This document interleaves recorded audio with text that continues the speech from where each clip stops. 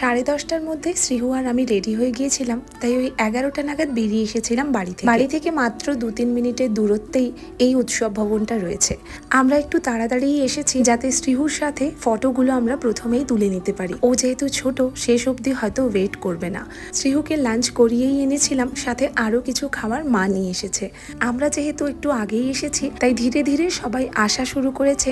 আমার নাচের স্কুলের বাচ্চারা ছাড়াও আমার কিছু রিলেটিভ সাথে বাড়ির পাশের 2-1জনকেও আমরা আজকে ইনভাইট করেছিলাম। বার্থডে পার্টি এমনি স্পেশাল হতো, তবে এটা আমার কাছে ভীষণভাবে স্পেশাল, কারণ আমার নাচের স্কুলের ছোট্ট ছোট্ট ফুলগুলোকে নিয়ে আজকের অনুষ্ঠান। ভীষণ ভালো কেটেছে দিনটা।